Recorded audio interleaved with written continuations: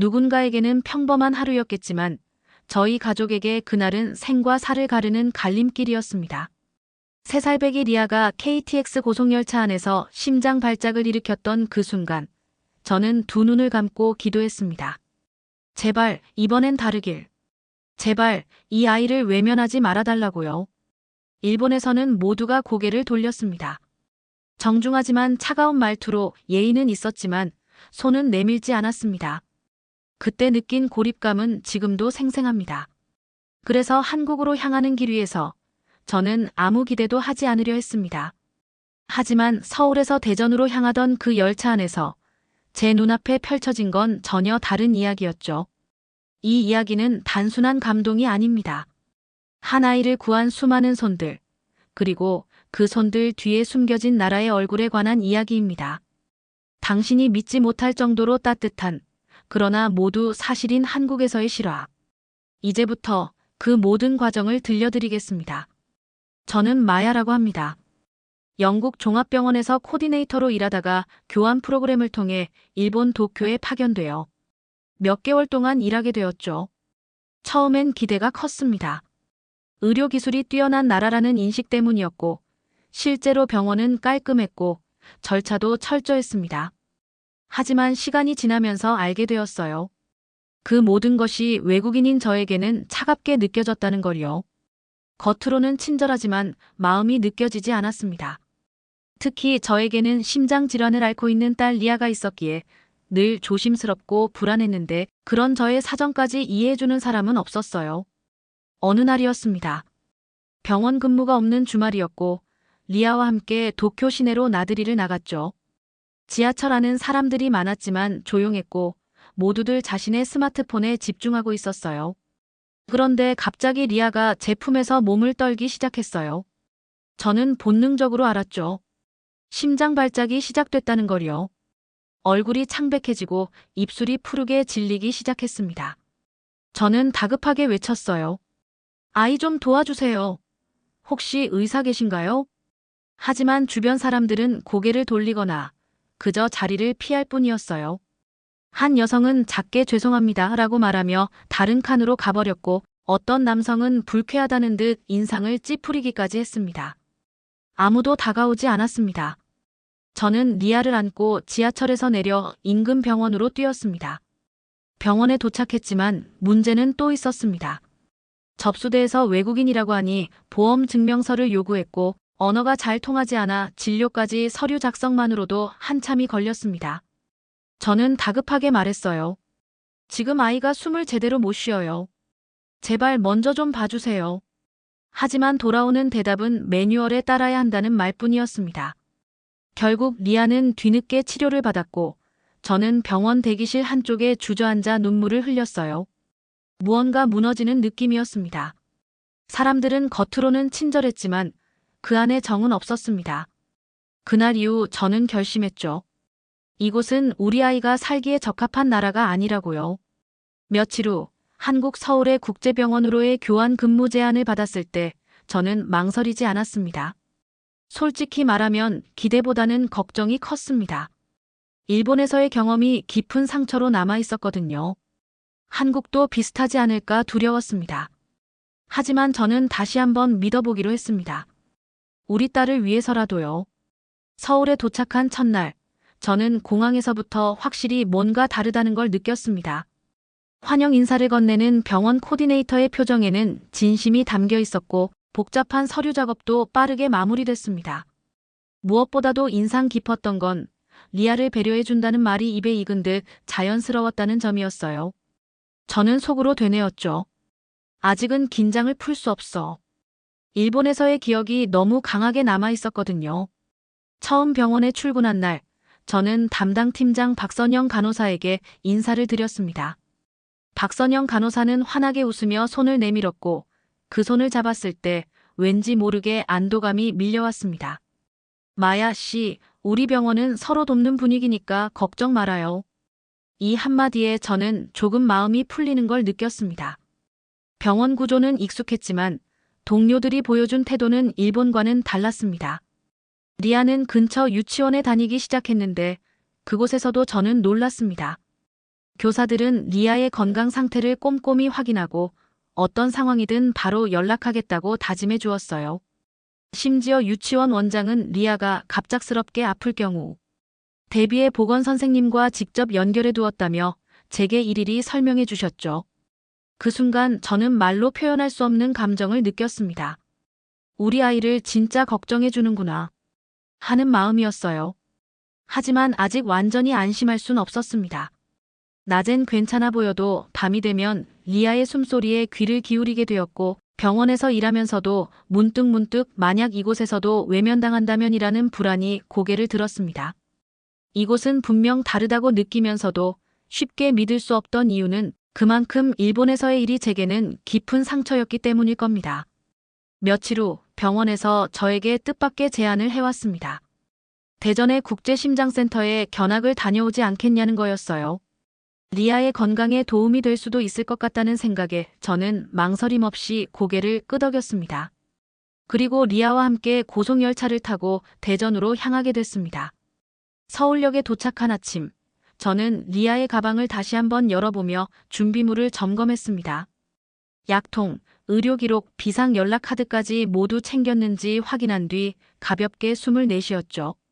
한국에서의 여행이 리아에게 좋은 기억이 되었으면 했고 무엇보다도 이번엔 일본처럼 되는 일이 없길 바랐습니다.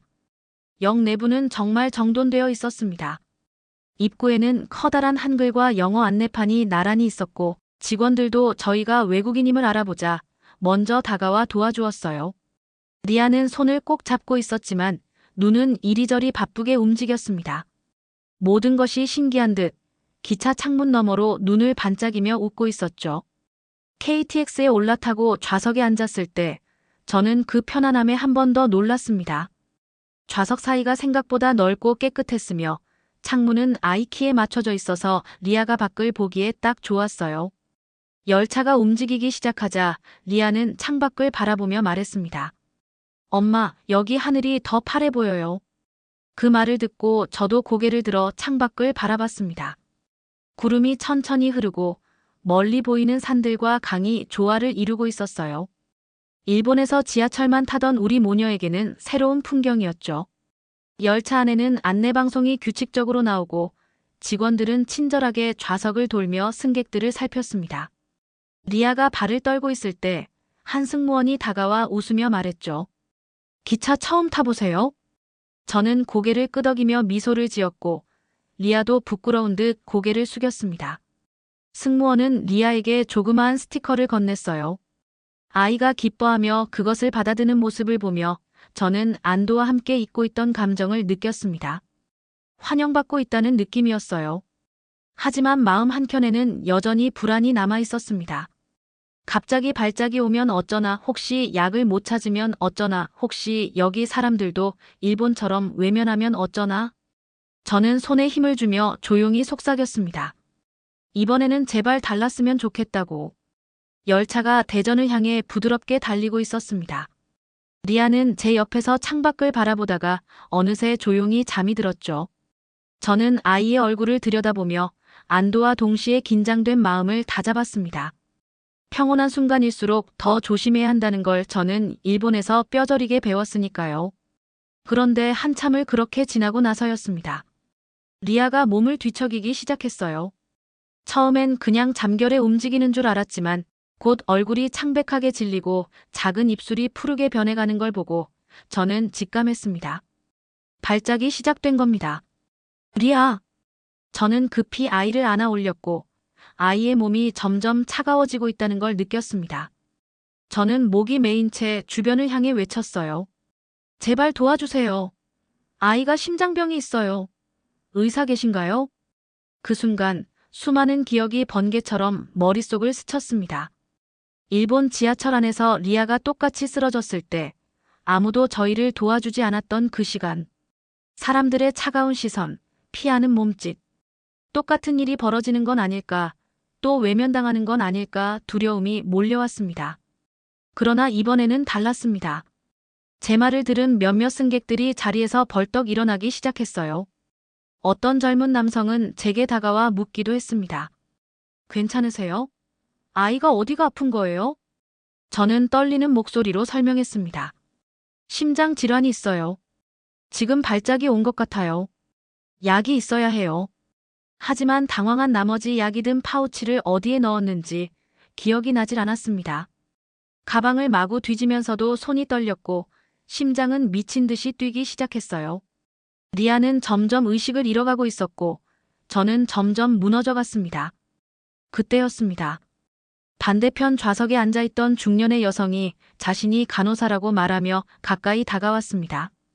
주변 승객들은 그녀에게 길을 터줬고 어떤 사람은 리아를 눕힐 수 있게 자리를 비워주었어요. 누군가는 자신의 가방으로 베개를 만들어 주었고 다른 사람은 생수병을 건넸습니다.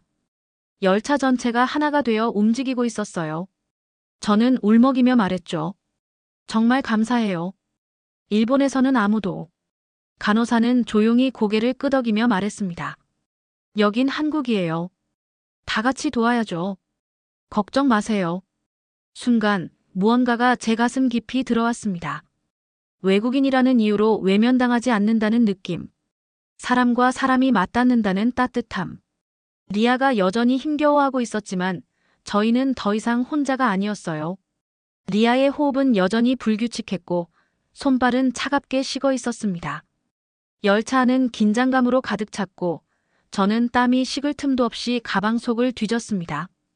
약은 결국 찾았지만 아이에게 어떻게 먹여야 할지 판단이 서질 않았어요. 의식이 흐릿한 아이에게 억지로 먹이다가 더 위험해질까봐 손이 멈칫거렸습니다. 간호사도 옆에서 당황해하며 저를 바라보았고 주변 사람들 또한 조용히 숨을 죽이고 상황을 지켜보고 있었죠. 그때였습니다. 앞쪽 칸에서 조용히 걸어오는 한 노신사가 눈에 들어왔습니다. 말없이 다가온 그는 제게 조심스럽게 말을 건넸습니다.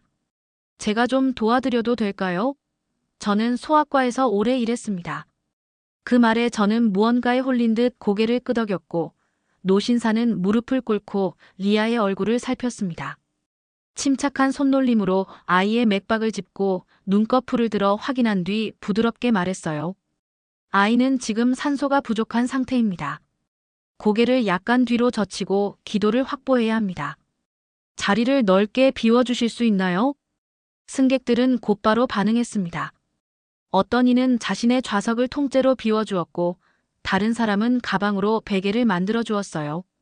그 광경은 마치 훈련된 구조팀처럼 빠르고 자연스러웠습니다. 저는 그 중심에서 그저 놀라움과 감사함으로 손을 모은 채 바라볼 수밖에 없었죠. 노신사는 약을 받아들고는 고개를 끄덕였습니다. 잘 가져오셨습니다. 하지만 지금은 물에 녹여 천천히 흡수되게 해야 해요. 급하게 삼키게 하면 더 위험할 수 있습니다. 그의 말 한마디 한마디에는 깊은 신뢰가 실려 있었고 저는 그 지시에 따라 움직였습니다. 생수병에 약을 녹여 조금씩 리아의 입가에 적셔주기 시작했어요. 아이의 입술이 미세하게 떨렸고 숨소리가 약간씩 안정되는 게 느껴졌습니다. 저는 안도의 눈물을 참지 못했죠. 주변의 시선은 모두 리아에게로 모여 있었습니다. 열차 승무원이 급히 달려와 무전기로 무언가를 보고하고 있었고 그 광경을 지켜보던 노신사는 고개를 들어 말했습니다. 승무원님, 혹시 열차 내 방송으로 의사나 간호사 추가로 찾을 수 있을까요? 아이의 상태가 조금 나아지긴 했지만 전문적인 장비와 처치가 필요할 것 같습니다. 승무원은 바로 고개를 끄덕이며 안내 방송을 시작했어요. 저는 그 순간 느꼈습니다. 한국은 위기 상황에서 하나가 되는 나라라는 걸요. 일본에서 단 한 사람도 움직이지 않았던 그 기억이 이 열차 안에서는 정반대로 재현되고 있었어요. 그리고 눈앞에 이 노신사, 그는 단순한 승객이 아니었습니다. 그의 손길, 그의 말투, 그 눈빛 속엔 오랜 시간 아이들을 돌봐온 사람만이 가질 수 있는 깊이가 있었어요. 그가 누구인지, 어디서 오셨는지는 아직 몰랐지만 한 가지는 분명했습니다. 그는 오늘 저와 리아에게 가장 필요한 사람이었습니다. 노신사의 제안대로 방송이 나간 지 얼마 되지 않아 열차의 다른 칸에서 누군가가 급히 걸어왔습니다. 젊은 남성이었고 손에 청진기를 들고 있었죠. 그는 숨을 고르며 말했습니다. 소아심장 전문의입니다. 아이 상태를 확인해도 될까요? 순간 저는 그 자리에 얼어붙을 수밖에 없었습니다. 너무도 믿기 힘든 우연이었거든요. 그 남성은 노신사와 간단히 인사를 나눈 뒤 리아의 곁에 앉아 상태를 점검하기 시작했어요. 맥박을 확인하고 청진기를 가슴에 댄 후 조용히 고개를 끄덕였습니다. 다행히 호흡은 조금씩 돌아오고 있습니다. 하지만 바로 병원으로 옮겨야 해요. 응급조치가 잘 되었네요. 그 말에 저는 울컥해졌습니다. 지금 이 순간 이 작은 열차 안에 은퇴한 소아과 의사와 현직 전문의가 함께 있다는 사실이 믿기지 않았어요. 그리고 그들 모두가 저희 아이를 위해 움직이고 있다는 사실이 가슴 깊이 벅차게 다가왔습니다. 승무원은 무전기로 다시 상황을 보고했고 몇 분 후 확답이 도착했어요. 15분 후 도착 예정인 대전역에서 구급차가 대기 중이라는 말과 함께 병원, 응급실과도 연결이 완료되었다는 소식이 전해졌습니다. 저는 두 손을 모은 채 고개를 숙였어요. 그 사이 또 다른 여성이 조심스레 다가왔습니다. 그녀는 중년쯤 되어 보였고 조심스럽게 자신이 응급실 간호사라고 밝혔죠. 승무원의 요청으로 달려온 거라고 했습니다. 이로써 작은 열차 안에는 은퇴한 노의사, 소아심장 전문의, 그리고 응급실 간호사까지 말 그대로 작은 의료팀이 꾸려졌어요. 모두가 자발적으로 오직 한 아이를 위해 움직이는 사람들이었습니다. 리아의 상태는 점점 호전되고 있었지만 누구도 긴장을 늦추지 않았습니다. 간호사는 산소 공급을 위한 자세를 점검했고 젊은 의사는 아이의 심박 수치를 지속적으로 체크했어요. 노신사는 옆에서 조용히 저를 향해 말했습니다. 아이는 강한 편입니다. 그리고 어머니가 정말 잘 대처하셨어요. 그 말에 저는 겨우 미소를 지을 수 있었습니다. 눈물이 또 한 번 고였고 고개를 끄덕이며 노신사의 손을 꼭 잡았습니다. 열차는 어느덧 대전으로 향해 달리고 있었고 창밖 풍경이 빠르게 스쳐 지나갔습니다. 하지만 제 눈엔 그 풍경보다도 더 소중한 사람들이 보였습니다. 함께 해준 이 공동체, 움직이는 사람들, 그리고 이름도 모르는 따뜻한 손들. 열차 안의 승무원은 저희를 위해 맨 앞 좌석을 비워주었고 다른 승객들도 기꺼이 자리를 양보했어요. 아무도 불평하지 않았습니다. 오히려 모두가 걱정의 눈빛으로 리아를 바라보며 조용히 응원의 말을 건넸죠. 저는 그 순간 확신했습니다. 이 나라는 다르다고, 이 나라는 진짜라고. 열차는 대전역에 도착하자마자 멈췄습니다. 플랫폼엔 이미 구급차가 대기하고 있었고 구조대원들이 들것을 들고 빠르게 다가왔어요. 리아는 조심스럽게 들것 위에 옮겨졌고 저는 곁을 지키며 함께 구급차에 올랐습니다. 제 옆엔 여전히 그 노신사가 있었습니다. 그는 구급대원에게 차분하게 아이의 상태를 설명했고 옆자리엔 젊은 소아심장 전문의가 동승했습니다. 정말 꿈만 같았어요. 단 한순간의 방송으로 이토록 완벽한 의료 라인이 형성되다니 믿기지 않았습니다. 병원 응급실에 도착하자마자 의료진이 달려와 리아를 데려갔고 저는 기다리는 동안 다리에 힘이 풀려 의자에 주저앉았죠. 그제야 긴장이 조금 풀렸습니다. 그 노신사는 제 옆에 앉아 조용히 말했어요. 괜찮습니다. 아이는 곧 나아질 겁니다. 구조가 아주 적절했어요. 잠시 후 흰 가운을 입은 중년 남성이 다가와 말을 걸었습니다. 어머, 교수님 아니세요? 정의도 교수님 맞으시죠? 저는 순간 고개를 돌려 노신사를 바라봤습니다. 그가 조용히 웃으며 고개를 끄덕였죠. 그 중년 의사는 곧바로 저를 향해 통역해 주듯 설명했습니다. 이분은 저희 병원의 전 소아심장과장이셨습니다. 저도 정 교수님께 배웠어요. 그 말을 듣는 순간 등줄기가 서늘해졌습니다. 제가 열차에서 도움을 받았던 그 노신사가 바로 이 병원의 소아심장과장이었고 수십 년간 아이들의 심장을 지켜온 최고의 전문가였다는 사실에 전율이 일었어요. 그는 조용히 제게 말했습니다. 오래전에 저도 손녀를 잃었습니다. 프랑스에서 태어난 아이였어요. 심장병이었죠. 그 아이를 지키지 못한 게 늘 마음에 남았어요. 오늘 리아를 본 순간 마치 그 아이가 저에게 손을 뻗은 것 같았습니다. 그 말에 저는 가슴이 저릿했습니다. 그분의 눈엔 깊은 슬픔과 동시에 따뜻함이 담겨 있었어요. 리아는 그의 손녀와 닮은 외모를 가졌고 어쩌면 그래서 본능적으로 뛰어오셨는지도 모릅니다. 이름도 국적도 달랐지만 우리는 분명 같은 마음으로 한 생명을 지켜낸 겁니다. 의료진은 리아가 안정을 되찾았고 며칠간 경과 관찰 후 퇴원할 수 있을 거라고 말해주었습니다. 그제야 저도 안도의 한숨을 내쉴 수 있었죠. 정의도 교수님은 조용히 리아의 손을 잡으며 말했습니다.